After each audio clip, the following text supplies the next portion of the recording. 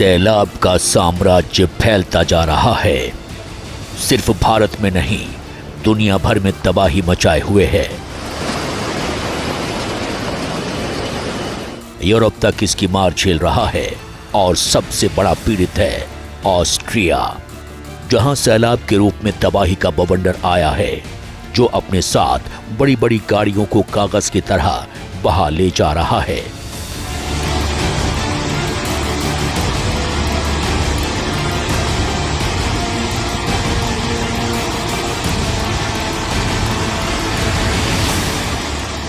ये पश्चिमी ऑस्ट्रिया का सबसे विकसित इलाका है।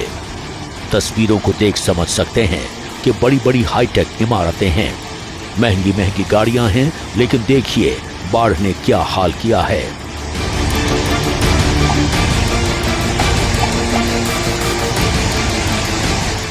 पानी सड़कों के ऊपर से बह रहा है, जैसे मानो सड़कों पर ही समंदर आ गया हो।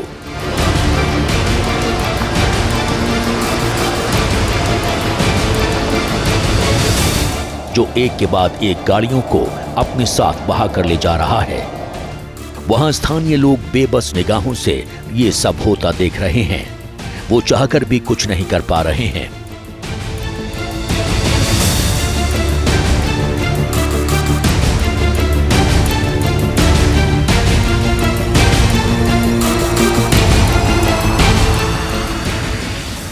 ये सारी तबाही ऑस्ट्रिया के टॉरेल राज्य में हुई है और सबसे ज्यादा नुकसान सेंट एंटोन एम अल्बर्ग की नगरपालिका को हुआ है। बाढ़ में सिर्फ गाड़ियां नहीं, कई सड़कें भी बह गई हैं।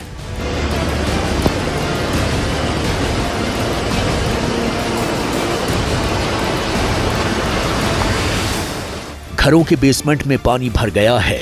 प्रशासन बचाव कार्य में जुटा है। कई जगह रेस्क्यू ऑपरेशन चलाए जा रहे हैं, लेकिन नुकसान इतना ज्यादा है कि इसकी भरपाई कर पाना मुश्किल है, क्योंकि बारिश के साथ साथ तेज हवाएं भी चल रही हैं, जिसने लोगों की निजी संपत्ति को बड़ा नुकसान पहुंचाया है।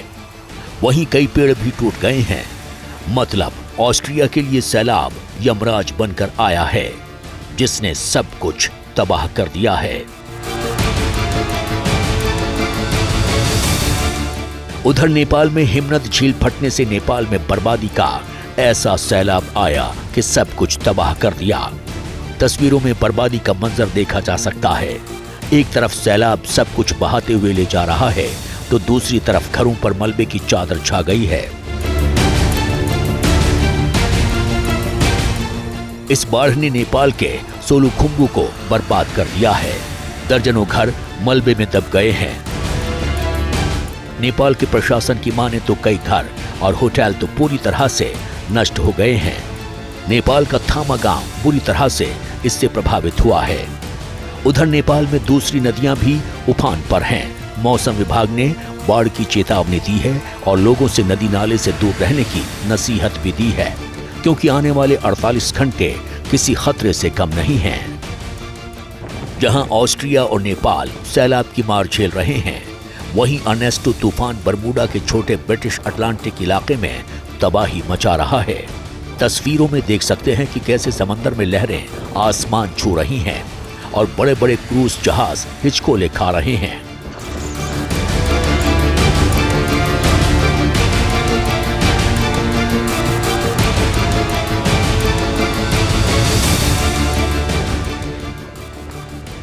इस तूफान की रफ्तार 85 मील से भी ज्यादा है, जिसकी वजह से बरमूडा में समंदर के अंदर 35 फीट ऊंची लहरें उठी। वहीं तूफान के चलते बरमूडा में बिजली की सप्लाई रोक दी गई है। उधर मौसम विभाग ने भारी बारिश की चेतावनी दी है, जिससे आने वाले समय में स्थिति और खराब हो सकती है।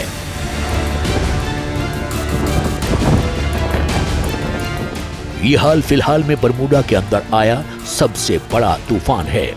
इससे पहले 1850 में ऐसा तूफान आया था, जिसने बड़ा तांडव मचाया था।